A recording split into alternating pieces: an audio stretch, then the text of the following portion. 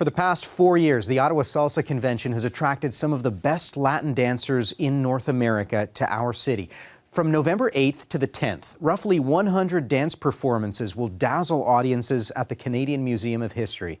To learn more about this Latin Dance Weekend, joining me in studio is Emmy Pepper, a participant and executive team member of the Ottawa Annual Salsa Convention. Welcome to our Ottawa. Thank you. So before we get into the convention and what a convention is, because some people might not know it, the theme is salsa. How did you get into salsa dancing? I remember the first time I saw salsa dancing was when I was working abroad in Argentina, this back in 2009. Okay. And I just saw it and I was amazed by how cool it looked, and I couldn't do it at all. Okay. So I did a couple lessons there, and then when I moved back to Ottawa, I tried to find it. And so that's how I came across Raheem's Salsa Friday. And is this a big part of your life? I know you participated last year in the show. Well, salsa is. I would go a couple times a week, and I've never stopped really going to Raheem's Friday, so he's now like one of my close personal friends. But in terms of convention, so there's all different venues for salsa. There's the regular, weekly events that happen, and then there's also larger parties that attract people from all over the world, like the conventions. And they're common. Many cities have them: Montreal, Toronto, Quebec City, and now Ottawa. Raheem's, you mentioned salsa is a salsa social that happens where people can show up and just sort of dance. The convention is something else. So what is a salsa convention for those of us who might not know? A convention is like a big 2, 3, or 4 day intense salsa experience. It includes workshops, so there's a lot of different types of salsa.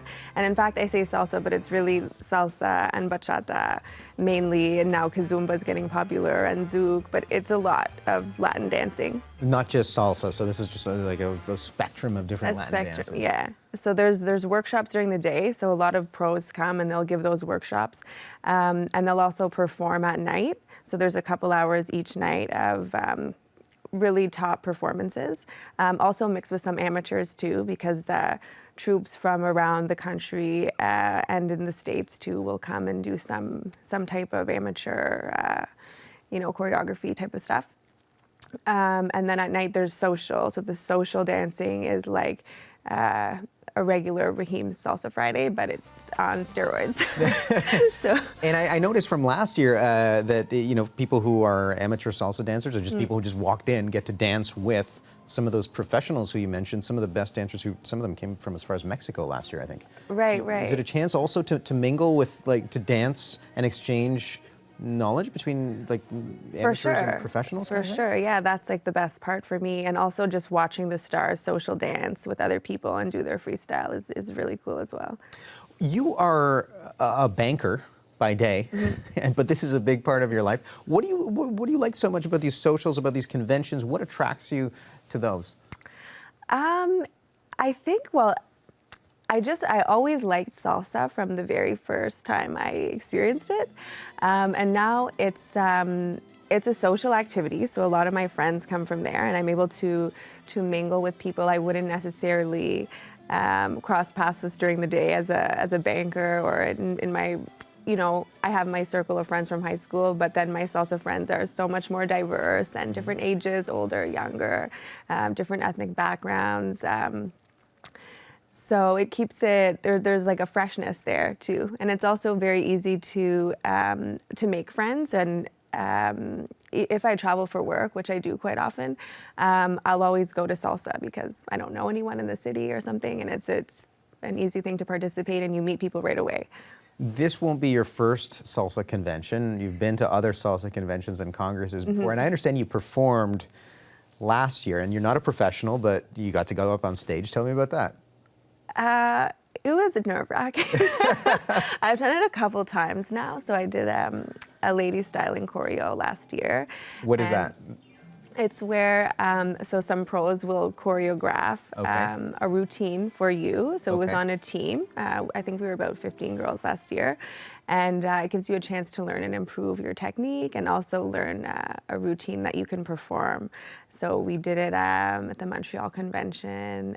We actually competed there last year, and we're doing, we did it at the Ottawa Convention too. So there's no competitions at this one. Sometimes that's also a component of Salsa Convention, would be an aspect of competition, but there isn't. It's more for fun here. I imagine in your daily life as a banker, you're not going up on stage and having the spotlight put on you, No. dressing up in fancy clothes. What was that like? You stepped up on stage last year and... It was really fun, and I felt like a kid kind of again, because the last time I'd done a performance, I mean, would have been like in the high school band or something. Like, I don't even remember. So it was a cool experience for sure. Is that part of what these conventions are for a lot of people who are not the professionals who are performing, but for people like you? I mean, is that part of it? Is it to have a space to shine? I think so. I definitely enjoyed the performance more than I thought I would. It's not the main reason that I'm going. I think I'm going just because I personally enjoy the socials, and I enjoy the shows, and I enjoy to see and dance with the very good dancers. But I did enjoy the performance more than I thought I would. I think I just enjoy the feeling of like my nerves at the beginning. So what advice would you have for someone thinking of going to the convention? Maybe they haven't danced before. Maybe they're in your shoes when you were just a very beginner, just sort of not a lot of dance background. What would you say to them? They go in, what kind of advice would you have for them? To just go and just try it and not feel intimidated, because you'll always be intimidated, because there's always dancers that are phenomenal and that'll blow your mind.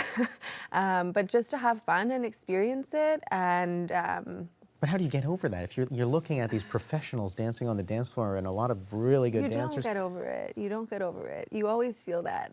And I think you have to kind of like it too. You know, it's a bit challenging because you're there to improve your dancing. If you really love it, I think you want to be good at it.